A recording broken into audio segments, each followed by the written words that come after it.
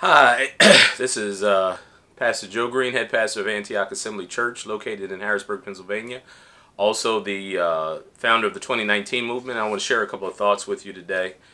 This one may be a little bit detailed, so I ask you to bear with me.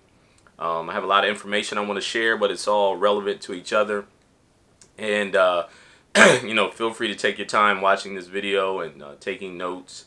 Also following the sources that I share with you. I think that all of these things will be beneficial to you. So first I want to explain how I do things, how I explain things. I get into conversations and debates with people in a good way. It's good to have intellectual discourse. It's important for us to, as the Bible says, for us to come reason together. That's what we're supposed to do. We can disagree without being disagreeable, and what I share with you is obviously my my view and my opinion. Nobody's 100% right. I believe I'm right when I share with you, but obviously, there's always room for growth, improvement, and understanding. So I do accept that. I would never sit and tell you that I know I'm 100% right on everything.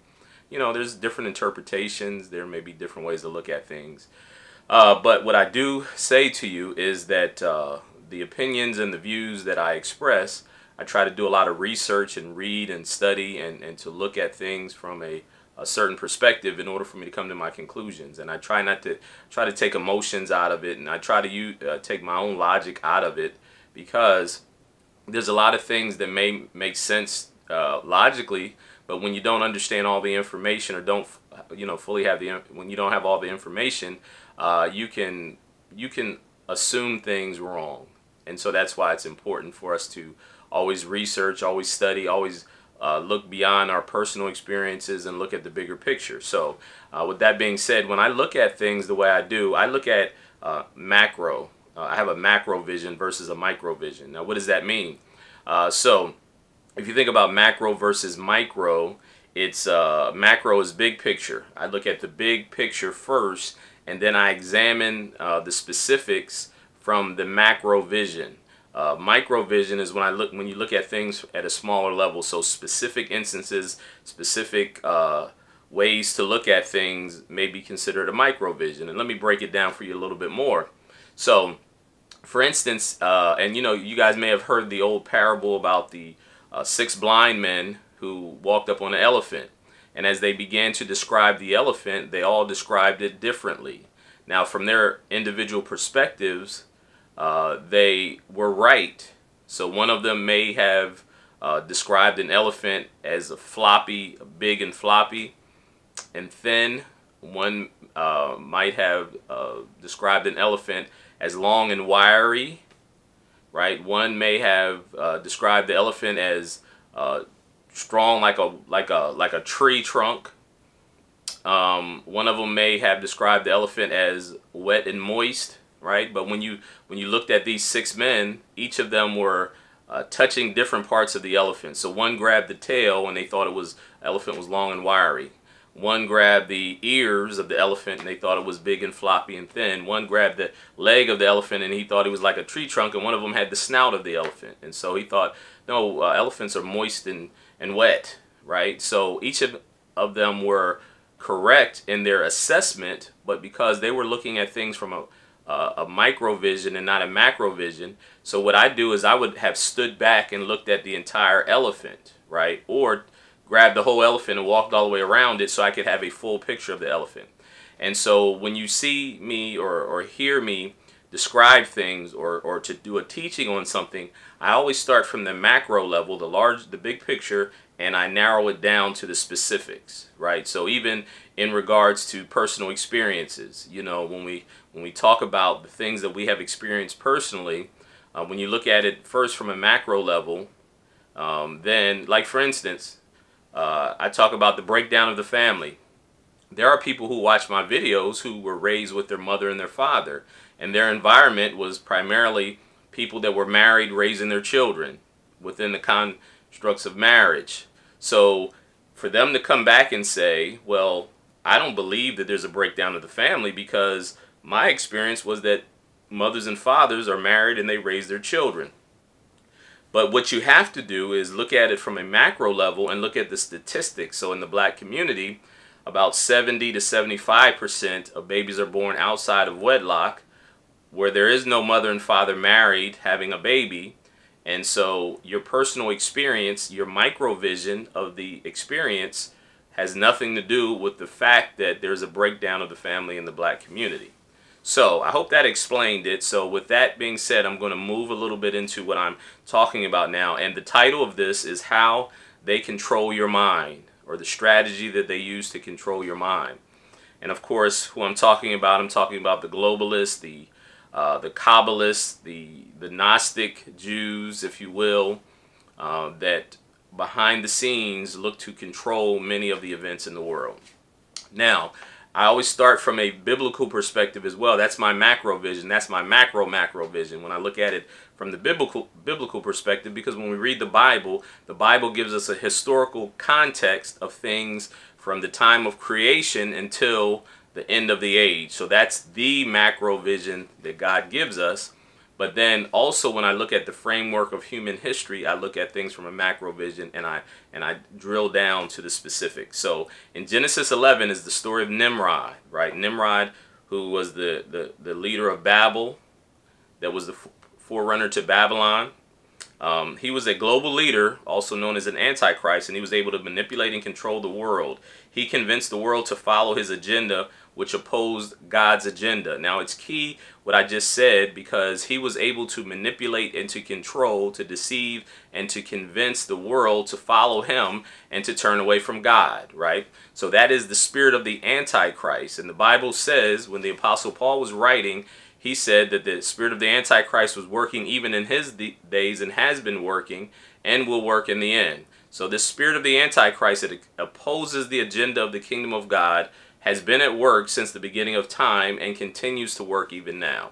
So when we understand the spirit of the Antichrist and the agenda of the Antichrist, that's the macro level that we will begin with, and then we will drill things down. So how did he, or how was he able to control or to manipulate men? See, the Bible says he was a mighty hunter and a hunter of men. That word hunter of men doesn't mean that he was out with a bow and arrow hunting men. It meant that he was a charismatic leader that was able to convince the entire world. The Bible says the entire world came to Babel and they followed his leadership, right? So that is, this is what we're talking about. This is the spirit that we're talking about, the spirit of the Antichrist. And there are people now, the Bible says there are many Antichrists. It means that there are many people who still operate or function in accordance to the spirit of the Antichrist.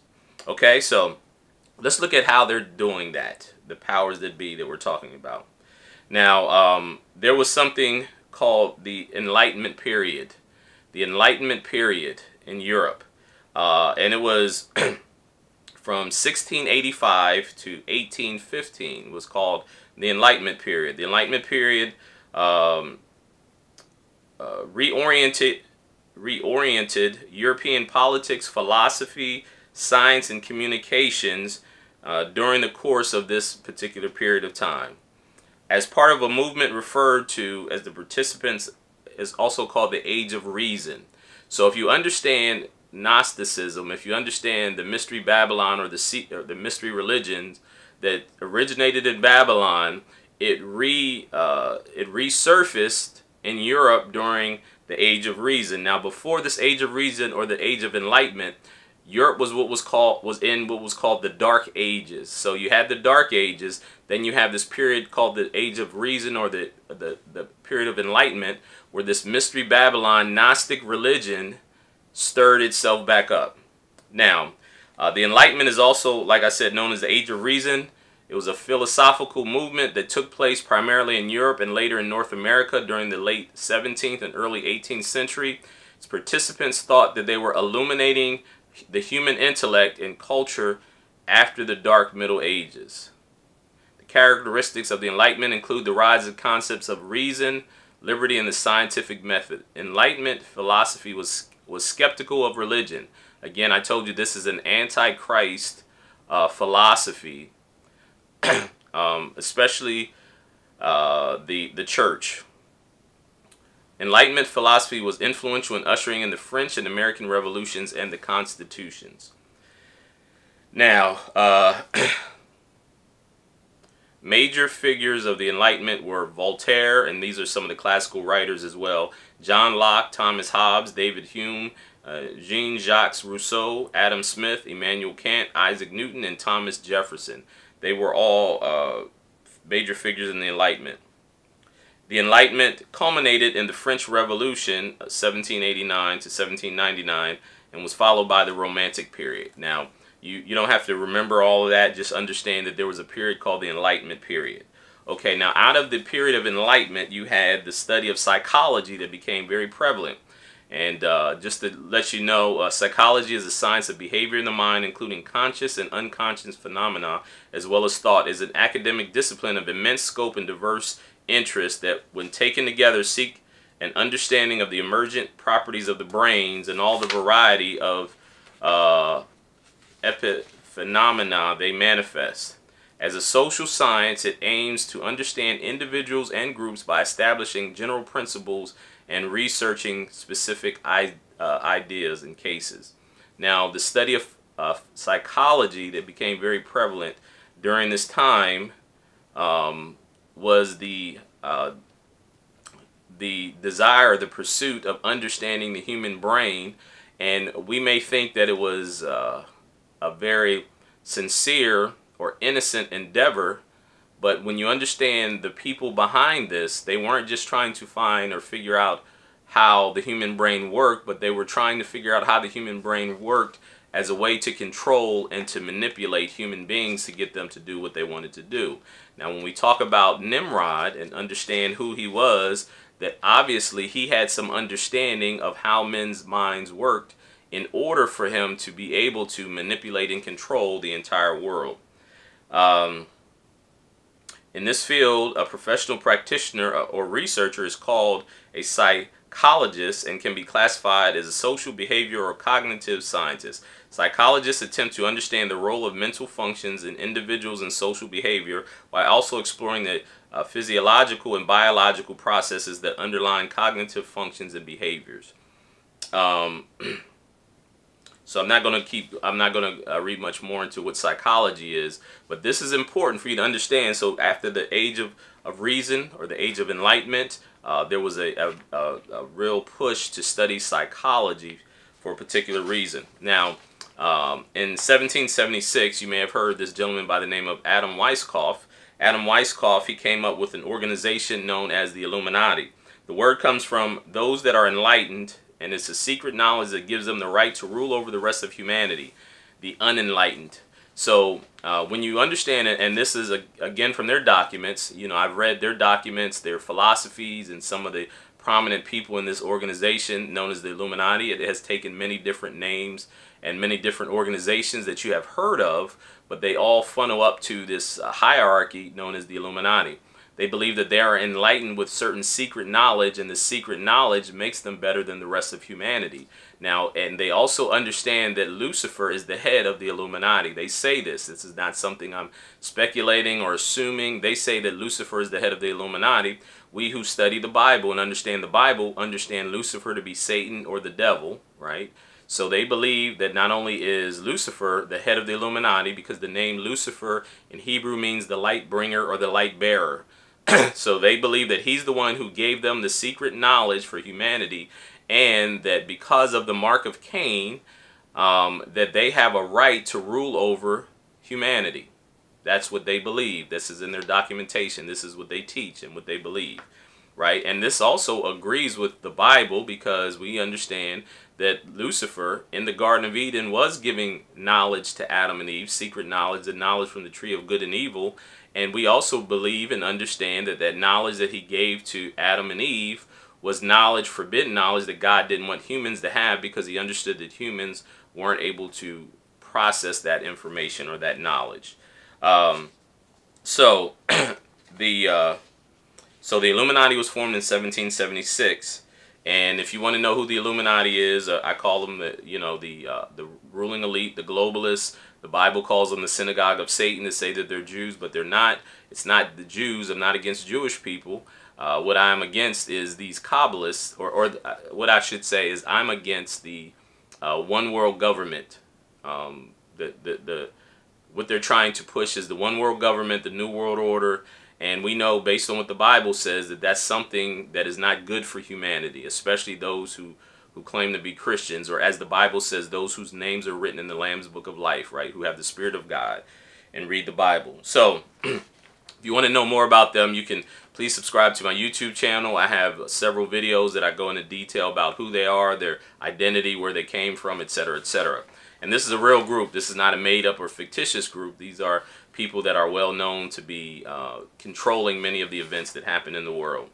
Now, if you guys, so we talked about 1776, the Illuminati is formed. Adam Weishaupt is in Europe, right? So in Germany, they have the World War I. Now, if you understand, there's a gentleman by the name of Albert Pike who wrote the book Morals and Dogmas. Morals and Dogma, or Albert Pike, was a Freemason, high-level Freemason. He came up with a strategy in order to get the Masonic organizations to be under the umbrella or the authority of the Illuminati.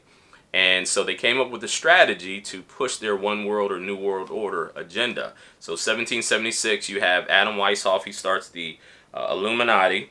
And then Albert Pike writes in 1871 a letter about how the Illuminati's strategy was going to be to start the New World Order, or to put it in place. So he came up with 3 wars that the Illuminati was going to instigate, and those 3 world wars was going to help to usher in the Luciferian one world governmental system. Okay, so bear with me. So World War I and World War II, now he writes this letter in 1871. World War I begins in the early 1900s. World War II begins in, I think, is 1940 or 1939 or whatever. And his letter that was written in 1871 lays out exactly about these 2 world wars and how these 2 world wars, what they were going to usher in. And then the 3rd World War would be the final world war that would help to usher in this new world government. So World War I and World War II have already taken place, and they followed suit as to the strategy and the plan that they had. So now, after World War I, they recognized that they felt like World War I, that they lost the war because they didn't get enough buy-in from the German people, right? So you have the Germans, you know, the German people, which if you understand, the Rothschild family, the Illuminati actually started in Germany. So Germany was where the First World War takes place. They lose. They believe that the reason they lost is because they couldn't get everybody to support their agenda. And so they came up with ways, using what they've learned through psychology and the Enlightenment period and how the human mind works. They came up with a strategy on how they were able to control and manipulate the masses in order for them to support their agenda and not to have anybody that would go against it, right? So when you understand the Nazi Party and understand who Hitler was, and understand that's when they came up with the strategy for it's called propaganda, right? So the Germans use propaganda. They use the media. They use various things in order to get the German people behind the Nazi Party for them to go into war. It's also the way that they got them to agree with Hitler in the concentration camps and all that other stuff. This was the start of how they began to use what they learned through the study of psychology in order to manipulate the masses, right? So they came up with this one. It's called the Frankfurt School in Germany. Many of you may or may not have heard of the Frankfurt School, but I promise you, you've been affected by what they've learned in the Frankfurt School, right? So this was in Germany.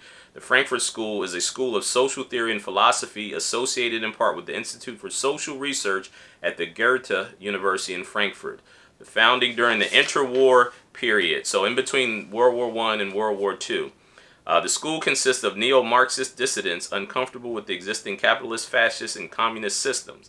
Many of these theorists believe that the traditional theory could not adequately explain the turbulent and unexpected development of the capitalistic societies in the 20th century. So if from World War I, Germany was a capitalist society. So they recognize that they weren't able to push their one world order agenda in a capitalist society. So one of the first things they had to do was they had to attack capitalism. And so if you recognize that Germany transitioned from being a capitalist society to a socialist society, so the Nazi Party is the National German Socialist Party, because they understood that they had to get socialism to overthrow capitalism in order for them to move towards a one world government. Now, if you also understand that socialism is a feeder system, or it's a system to prepare the society for communism, because communism ultimately is the goal of the one world government in order to create a one world governmental system. So going back to Nimrod, Nimrod actually, that was the first type of communist society Nimrod had developed. So they understood that system of government. It's an economic system, it's a religious system, and it's a political system all rolled up into one. That's what communism is. Communism entails politics, economics, and the religion of communism is they call it human secularism, but it's really not. But they have to remove the worship of God. And I'm going to show you how they acknowledge the fact that the biggest hindrance to them is Bible-believing Christians, right? And that's always been the case. So anyway, the Frankfurt School began using their what they learned through the study of the human brain and psychology. They called it, what did they call it? They called it the School of Social, it's called the Institute for Social Research, right? So they began to study society as a whole, so they used their individual concepts that they learned from psychology, and they wanted to know how they can use that to control the masses, right? The society as a whole. So the school consists of neo-Marxist dissidents, and they had to overthrow capitalist governments, fascist governments, and to implement communist systems. The school hinges on the idea that the Frankfurt School wasn't just an arcane strain of academic criticism. Instead, the Frankfurt School was behind an ongoing Marxist plot to destroy the capitalist West from within, spreading its tentacles throughout academia and indoctrinating students to hate patriotism and freedom. Thus, they came up with different strategies. One of the things is called critical theory. And so we're going to talk about the Frankfurt School, and that was in Germany, and its sister school, if you will, is the Tavistock Institute, which was in Great Britain. And I'm trying to unravel this nice and easy for you so you can look up these things for yourself. Some of this may be new information, but I want to walk it through till we can progress to where we're at and we can see the effects of this. So they had to destroy the society as a whole. So they recognized that the nuclear family was the biggest enemy to communism and the New World Order. So they had to attack the family.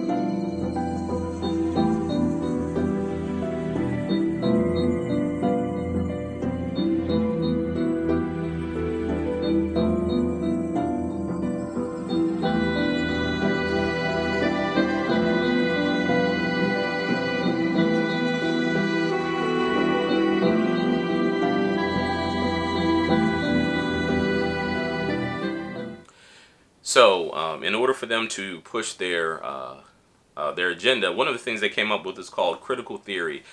Critical theory is something where they just criticize every aspect of society and they try to break it down so that they can reorganize it to help their agenda.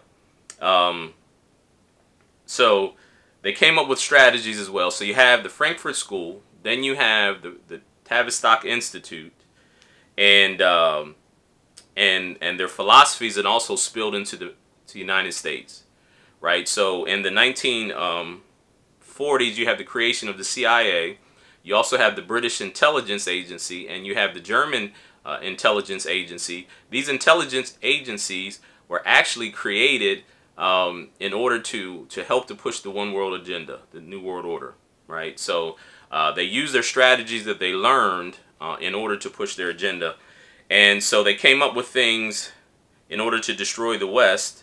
Rock and roll was created. The rock and roll culture was created as a to create rebelliousness in teens to go against the establishment. The 60s counterculture, the civil rights movement. So if you look at the communists was behind the civil rights movement. And so they would stir up racial unrest and cause riots and different things in order to destroy the country. And this was in their writings. Again, this is not something I came up with. If you look at the Communist Manifesto, they said one of the ways that they had to, in order for them to destroy the Western culture, they knew America was too strong for them to promote their agenda while America was still strong. So they had to destroy America and Britain, Great Britain. And the way they were able to, the way they were promoting that is through the rock and roll culture. So you had the CIA that was created in the 1940s. You had the British intelligence agencies. You also have the Nazis, their intelligence, the Soviet intelligence agencies. All these intelligence agencies worked in order to actually to destroy the culture from within. So here's some of the strategies that they came up with out of these two schools of thought, Tavistock and Frankfurt. In the 1950s, they, in the 1960s, they pushed the civil rights movement, the anti-war movement. They wanted to promote homosexuality. The feminist movement of the 60s was also created by the people from these schools of thought. As a way to overthrow the patriarchal system. So you have male and female coming together. They know they had to destroy the nuclear family, so the feminist movement was stirred up and funded by these people. They wanted to decay the Western culture and the family, and this was the stuff that they learned to do. So they also wanted to promote sexual and gender permissiveness. That was one of the strategies that they said. They said they had to corrupt the morals of society, because when you break down the family and corrupt their morals, it creates people that are more easily to manipulate. They're not as strong. They want to break down the educational system, so the educational system was no longer meant to help to equip and to empower people, but to teach people to accept the authoritative governmental system.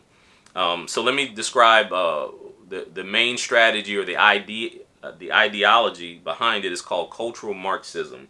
So the gradual process of destroying all traditions, languages, religions, individuality, government, family, law and order to reassemble society in the future of a communist utopia. This utopia will have no notion of gender, traditions, morality, God, or even family or state.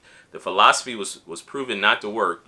Vladimir Lenin understood that this didn't work because they were idealistic, right? So the people at the bottom, they said, well, this is a great way for us to create a utopian society. But the people at the top were using this in order to help to destroy the culture so they can reestablish their own culture. That's why if you look at most of the college campuses, especially in the 60s and the 70s, there was a lot of the hippie movement, the drug culture that was very prevalent.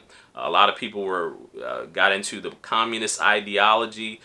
They thought that it was what was going to create a utopian society, but ultimately it was being propagated by the powers that be in order to destroy Western culture, so that the globalists could take over and they can form a one world government. The Tavistock Institute. So you've heard me mention it. The Tavistock Institute is kind of like the sister school to the Frankfurt School. The Tavistock Institute of Human Relations is a British not-for-profit organization which applies social science to contemporary issues and problems. It was initiated in 1946. So you had the Frankfurt School that was initiated in the early part of the 1900s. Now in 1946 they came up with the Tavistock Institute. It developed from the Tavistock Clinic and was formally established as a separate entity in September of 1947.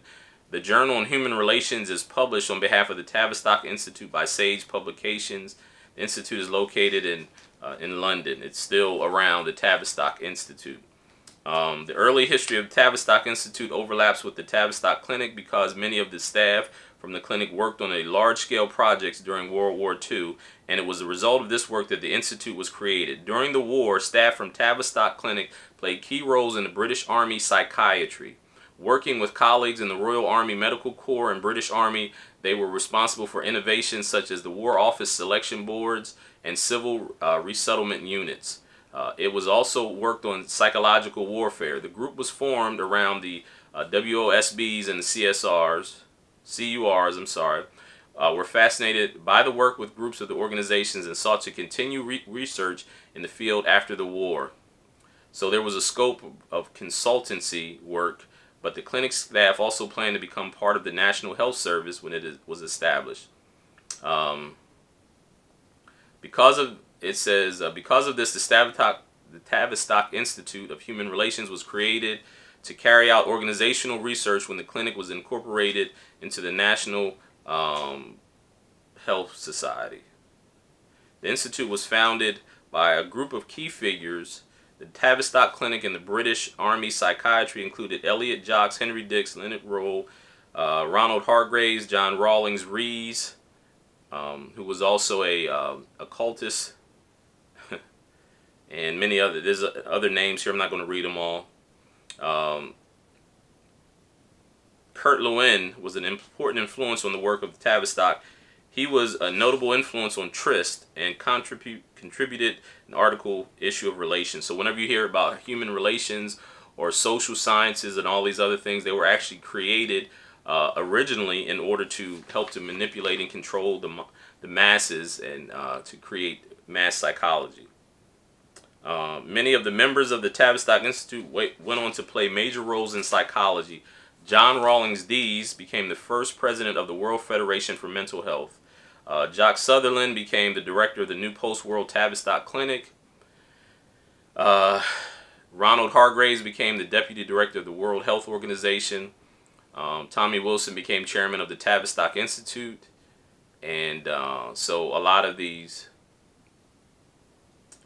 people were intertwined in other organizations that you probably know or hear more of. The Tavistock Institute became known as a major proponent in Britain for psychoanalysis and the psychodynamic theories of Sigmund Freud and his followers. Other names associated with the Tavistock include Melanie Klein, Carl Gustav Jung, and if you are familiar with psychology, you know that Carl Jung is a very influential and very famous person in psychology, and some of the other people. Now, let's talk about the influences of these organizations and these philosophies and how they affected people. So some of you may be familiar with Timothy Leary. Timothy Leary was born on October 22nd, 1920, and he died in May 31st, 1996. He was an American psychologist and writer known for advocating the exploration of the therapeutic potential of psychedelic drugs under controlled conditions. Leary conducted experiments under the Harvard psilocybin project when LSD and psilocybin were still legal in the United States, resulting in the Concord Prison experiment and the Marsh Chapel experiment. The scientific legitimacy and ethics of his research were questioned by other Harvard faculty because he took psychedelics together with research subjects and pressured students in his class to take psychedelics in their research. So Timothy Leary was very instrumental in the 60s, especially. He pushed the drug culture. LSD was one of the drugs that they used in order to experiment how people's mind worked. You had this thing called the Concord Prison experiment. So they actually did an experiment where they put people in prison and they studied the effects on incarceration on people. This was many things that they did in order for them to understand how to manipulate and control the masses. They may not say it, but ultimately that's what the purpose was behind this. The scientific legitimacy and ethics of his research were questioned at Harvard University because other Harvard people saw that he was doing things that were not as doctors should do.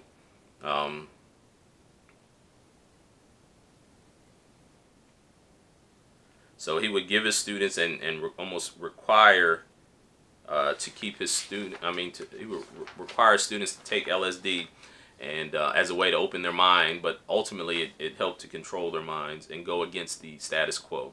Timothy Leary stated that the Bible was the biggest enemy of their goal for mass mind control. I'm going to say that again. Timothy Leary recognized that the Bible was the biggest enemy of their goal for mass mind control. Now, Timothy Leary, of course, he looked at the philosophies of the Tavistock and the psychologists, and he was trying to help them or help usher in a communistic one world governmental system.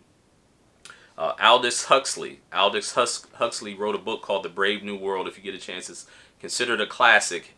Him and H.G. Wells, who wrote 1984, they were both people that came from this philosophy of the Tavistock Institute. And The Brave New World, if you read it, it gives the plan of the New World Order and how they wanted to push in their. So Aldous Huxley, even though he was a part of that, he wrote these books. In the book 1984, George Orwell wrote, George Orwell. He wrote 1984. It was a picture of what they believed society would go to or move to. So these are classic books. I had to read 1984 when I was in high school, and it really it looks like it's just a creative work, but actually it is a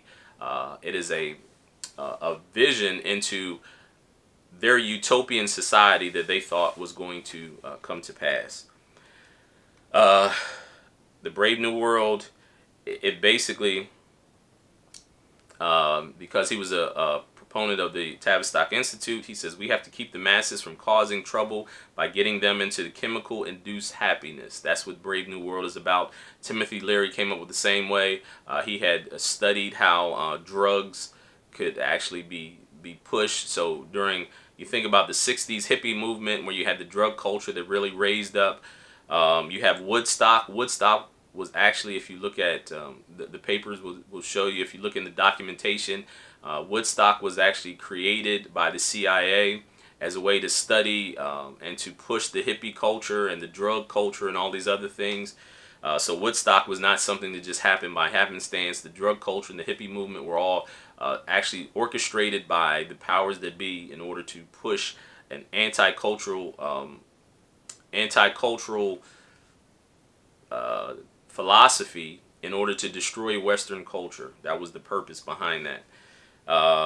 They were created by the CIA. These strategies stem from the schools of thought Tavistock and Frankfurt. It was a way of controlling the masses, keeping them from fighting against the one world government agenda, and to make them easily controllable. So in Brave New World, they talked about how they were going to keep the masses controlled in order to through drugs and other things. Now here's a quote from Huxley, and this is very telling. Huxley talked about how they were going to create a dictatorship without tears. I'm going to say that again. He talked about how they were going to create a dictatorship without tears. It meant that they were going to impose this Marxist, communist, one world government society on the people without them being upset about it. They were going to, their strategy, because they studied the human brain, they were going to socially engineer the masses in order for them to embrace their servitude. I'm going to say that again. They came up with these strategies through Tavistock, through Frankfurt, the CIA, the intelligence agency, etc., etc. All these places that work in conjunction with the one world government Illuminati. They were coming up with strategies based on the human brain and how it functioned in order to create a dictatorship without tears. People wouldn't fight back, and to teach them to embrace their servitude. Now, the Nazis in Nazi Germany, they embraced Sigmund Freud's philosophy of psychology, and Freud believed that man is like an animal that needs to be controlled by strict rules. Men are infantile; they are not made in the image of a good God. So these people were anti-Christ. They didn't believe in God. They didn't believe what the Bible says, that we're made in the image of God. They believed that man was like an animal, that he's infantile, he needed to be controlled, and that he's not made in the image of a good God. Because if you believe in God, the God who created everything, and if you believe in him, and you believe that man was created by him and we're made in his image, then you also have to believe that there is the opportunity for men to be good. The Nazis were not actually a political party, as many people would believe, but it was a cult, and the cult came from what was called or known as the Thule Society. The Thule Society was a German cult, and it was founded in Munich right after World War I. It was named after the mythical northern country in the Greek legend. The society is notably chiefly as the organization that sponsored the Deutsche Arbeit Party, the German Workers' Party, which was later recognized by Adolf Hitler into the National Socialist German Workers' Party, which is where we get the name Nazi from. That stands for the National Socialist German Workers' Party. According to Hitler biographer Ian Kershaw, the organization's membership list reads like a who's who in the early Nazi sympathizers and leading figures in Munich, including Rudolf Hess, Alfred Rosenberg, Hans Franz, Julius Lehmann, Gottfried Fieder, Dietrich Eckart, and Karl Hauer. These were all part of the Thule Society. As I mentioned, as I talked about the one world government and the globalists, they all are Gnostics, the Mystery Babylon religion. They believe that Lucifer is the head, but people think that it's about politics, or they think it's about economics, but actually it's not. It's about the occult. It's about the secret society and the secret knowledge that Lucifer gave to humanity. Now, one of the inventions that came out of this, and the CIA was complicit in this, was the invention of the television, or the TV. I know this is going to be something hard for many people to take, but the TV was created for the purpose of advancing the cultural Marxist agenda. Tavistock scientists Emery and Trist helped to promote the tool known as television for globalism. So they came up with this philosophy out of Tavistock called the socio-technical systems. The term socio-technical system was originally coined by Emery and Twist in 1960, who were Tavistock scientists, to describe systems that involve the complex interaction between humans, machines, and the environmental aspects of the work systems. Nowadays, this interaction is true in most enterprise systems. So they knew that they needed to use technology in order to connect with humans on a mass scale, which is why they created television. Out of their research as well, they came up with what is known as the internet as well. And that's why technology plays a big part in the New World Order, one world governmental system, and that's why they promote technology and people in order to control the masses. Here's some of the Emery and Twist. Like I said, they're the ones who came up with this idea of the socio-technical systems, and they knew TV was going to be an important tool. Just like in Nazi Germany, they use the news, they use radio, because they didn't have television yet in Nazi Germany, but they also use the movies. And so if you looked at some of my other videos and you look at the CIA actually is very much interconnected with Hollywood, with the television networks, and with the news media, because they've understood that that was always a tool that they were going to use for mass manipulation and social engineering. Here's some of the quotes from Emery and Trist. It says, they believe that the TV makes you stupid. It detaches people from true reality and helps to create a new reality. So what they said was, when they observed people watching television, that your subconscious mind cannot disconnect you from the television. What's going on in the television. Your conscious mind may be able to know the difference, but your subconscious mind actually cannot separate what you see on television from reality. And understand this too, that your subconscious mind actually 95% of your behaviors are controlled by your subconscious mind. I'm going to say that again. 95% of your behaviors and your actions are controlled by your subconscious mind, as opposed to only 5% is controlled by your conscious mind. See, your conscious mind can't process information that fast. Your subconscious mind processes information at like 40 billion bytes per second or something crazy like that. Your conscious mind is limited, which is why sometimes if you see something, it might take you a second or two to react, but your subconscious mind is always already reacting.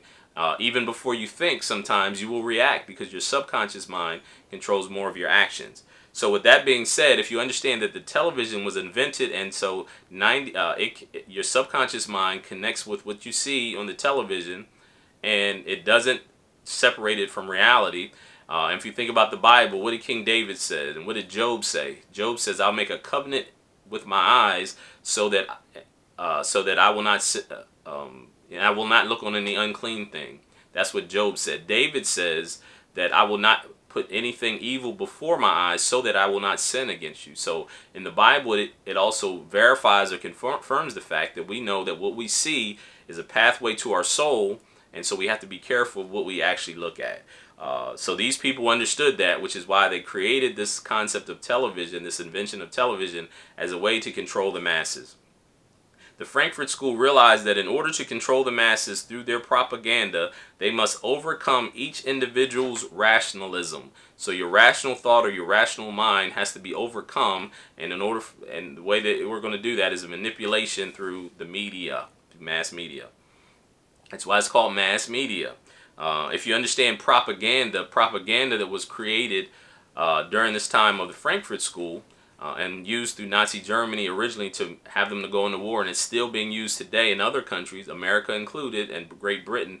In order to get the masses to agree with going to war, they use the media in order to promote their war agenda. So you had propaganda. You had Edward Bernays, who was the nephew of Sigmund Freud. Sigmund Freud understood how to control how the human brain works and how to control it. Edward Bernays, who was his nephew, came up with the concept of propaganda, and they changed the name because it got negative connotations from World War II, because people understood that the Nazis actually had a department called the Ministry of Propaganda. So they changed the name propaganda into what we know today as public relations. So public relations is actually the forerunner of public relations was a term called propaganda. They just don't use propaganda anymore, but if you hear a human relations firm, it actually is a type of propaganda firm that helps to manipulate the public narrative on things.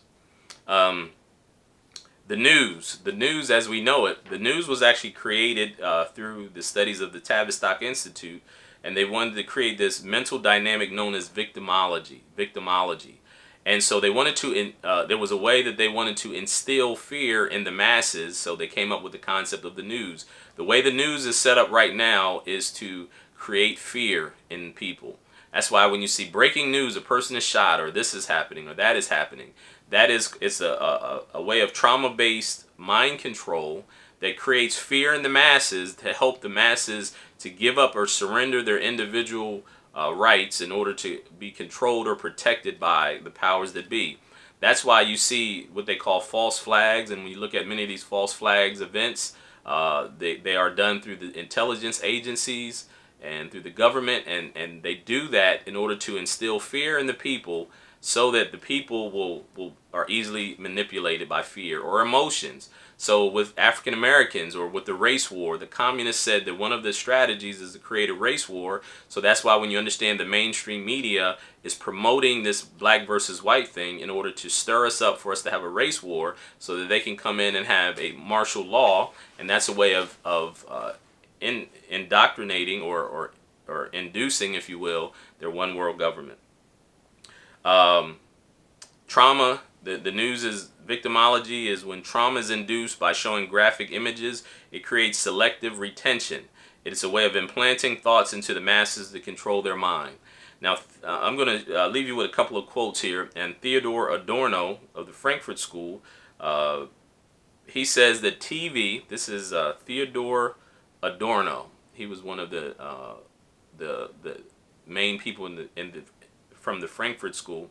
He said that TV can be used to make people forcibly retarded.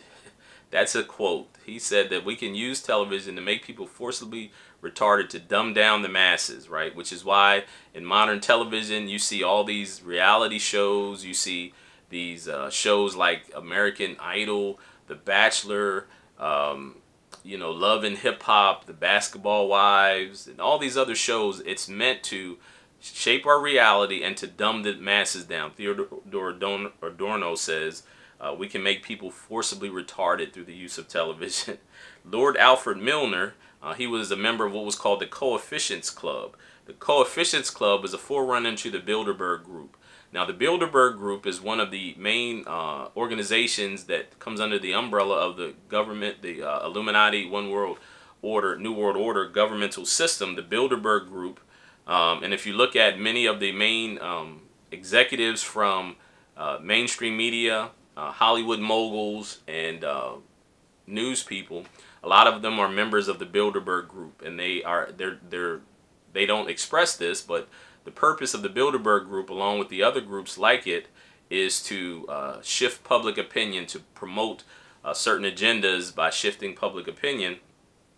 And Lord Alfred Milner, who was in this organization called the Coefficients Club, which later became the Bilderberg Group, he said this, and I'm going to leave you with this quote. He says, "No one can defeat democracy. Nobody can defeat democracy on their own, no one organization." He says, "But we will defeat democracy because we understand the workings of the human mind. We will defeat democracy because we understand the workings of the human mind." And so I just wanted to share that with you. I hope that you hear what I'm saying, have your eyes open to understand what's being said. As I mentioned about the trauma-based mind control, the social engineering, and the news and the mainstream media, and how they use that to help to manipulate and control the narrative. The Bible says in the book of Thessalonians, when they yell peace and safety, sudden destruction is upon them. And so when we start off with what we talked about, this one world system that was started in Babylon, that will be the system, the beast system that the Bible talks about in the end. Just like Nimrod was able to manipulate the masses to go along with his plan, right? He controlled them through manipulation. He understood how the human brain worked, and we understand that he was satanically inspired. He knew what was going on. And the powers that be are doing that now through these various organizations. And the Bible says in the last days that the system of the beast, it says the mark of the beast, it will compel people to buy to take the mark, unless they, so that they can buy or sell. It doesn't say he's going to force them to. It says it's going to compel them. It means that it's going to create such a compelling argument that the people will willingly take the mark of the beast. They will willingly submit themselves to the rulership. In America right now, these false flag events that we see, they're trying to push towards a one world government. So you have to be careful, like with the school shootings in Florida. Now they're using children. They're using children in order to promote their agenda. So these things, I'm not saying no one got hurt in Florida. That's not what I'm saying. But I'm saying they're intentionally promoting this agenda to go against your rights, for you to give up your liberty willingly, to pass laws to give up your liberty willingly. And that's just one step towards a new world order. The social system, the healthcare system. In Nazi Germany, that was one of the things that they used because they understand how the human brain works, that when you give people something for free, then you actually put them in a place that they are obligated to you. In Nazi Germany, they used the healthcare system. In America, they are trying to use a socialistic healthcare system because they believe that the people will willingly surrender all their information and surrender themselves with the hope that they'll have free healthcare. And so that's one of the strategies. So you have to be mindful of it. And again, I'm not saying something that I'm just speculating. These are things that are well documented. They're well written in their books. One of the books that I have that I share a lot is the Protocols of the Learned Elders of Zion. There's several other books that I have that I've read. Their strategies, their devices, and the Bible tells us for us to know the devices of the enemy so that he doesn't gain the advantage of us. Again, this has been Pastor Joe Green, and please subscribe to my YouTube channel.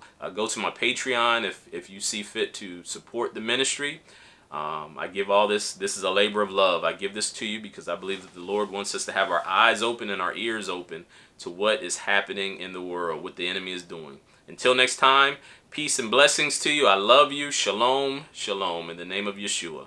Bye. In the 1950s, not long after the Cold War began, a secretive organization convened in the Netherlands for the first time. 6 decades later, this annual meeting has been accused of everything, from promoting communism to plotting a new world order.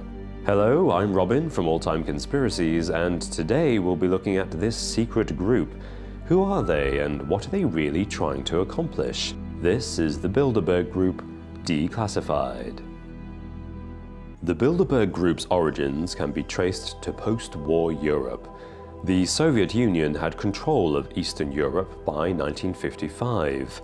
This Soviet influence worried many people, like Polish politician Józef Ratzinger. He viewed the rise of anti-American sentiment in Europe as potentially leading to another world war. So Ratzinger, together with Prince Bernhard of the Netherlands and Belgian Prime Minister Paul van Zeeland, proposed an international conference to promote European-American relations. Attending this conference were 50 men from 11 European nations representing liberal and conservative viewpoints, and 11 Americans. The event was held at the Hotel de Bilderberg in Oosterbeek in the Netherlands. The group took its name from the hotel. It went so well that the conference became an annual affair, and the Bilderberg Group was born. Since then, representatives from the worlds of finance, politics, and industry have gathered every year under a cloak of secrecy. Its members consist of the rich and powerful. Due to the mysterious nature of the meetings, conspiracy theories have dogged the group for decades. Professor Andrew Kakabadze says their main aim is to bolster and spread Western free market capitalism around the world. However, one of the most common theories is that they are really pushing towards creating a single world government. Conspiracy theorists Mark Dice and Stephen Lendeman claim Bilderberg is the public front for the New World Order. They say the Bilderberg Group has worked to orchestrate wars to keep the public docile and to eliminate the middle classes to create a master and slave society. And they use the UN to target nations for destruction. Radio show personality Alex Jones accused Bilderberg of attempting to rig the 2016 presidential election against Donald Trump. Why? Well, Bilderberg does have a knack for inviting future world leaders to events. Past attendees invited before their rise to power include Gerald Ford, Margaret Thatcher, Bill Clinton, and Tony Blair, leading many to suspect that their elections were rigged. Bilderberg represents the establishment, and the establishment likes to control democracy. In fact, the group has been known to organize conferences to promote their favorite candidates in elections, such as Herman Van Rompuy's bid for the President of the European Council. But what's the official truth of the Bilderberg Group? Well, meetings are governed by a steering committee. They convene twice a year to set the agenda for the next conference. They also compile the guest list of 120 people from 18 nations across Europe and North America. The current chairman of the steering committee is Henri de Castries, a French count and current CEO of AXA Insurance. This reflects the caliber of people usually invited to Bilderberg, high-powered elites from finance and government. The idea is to provide a 4-day conference for Western people of importance in which a free and open exchange of opinions can take place. And according to a 2008 press release from the American Friends of Bilderberg, no press briefing takes place at Bilderberg meetings, no resolutions are proposed, no votes are taken, and no policy statements are issued. People at the meetings are free to use information from the conference, but they cannot reveal who gave them the information, why they gave it, or who they're affiliated with. The group never meets in the same place twice. When they move into an area, usually a 5-star hotel or resort, heavy security is set in place to keep protesters, journalists, and even local residents at bay. The invitation list has included important members of the press, like columnists and editors from The Washington Post, NBC News, The Economist, The Wall Street Journal, and The Financial Times, but the mainstream media never reports on the Bilderberg Group. Journalist Charlie Skelton went to the 2015 conference in Austria. He said that Bilderberg set up radar stations, no-fly zones, and established a substantial militarized police presence. In 2014, reporters Luke Rutkowski and Dan Dix were arrested for following the conference in Copenhagen. So with this web of secrecy, what can we say about Bilderberg with any degree of certainty? Perhaps the best source is from the participants themselves. Former British MP and founding member Lord Dennis Healey stated in an interview in 2001, "To say we were striving for a one-world government is exaggerated, but not wholly unfair. We felt a single community throughout the world would be a good thing." Meanwhile, journalist Tony Gosling says that Bilderberg meetings are the birthplace of big political projects, like the European Union. The Bilderberg Group has existed for over 60 years, yet secrecy is still very much part of the annual conference. People from both ends of the political spectrum see the unaccountability of what goes on behind those closed doors and the opportunity it provides for international lobbying as a potential threat. But former chairman Etienne Davignon said to the BBC in 2005 that accusations of conspiracies are unavoidable and irrelevant. He said, "If we were a secret government of the world, we should be bloody ashamed of ourselves."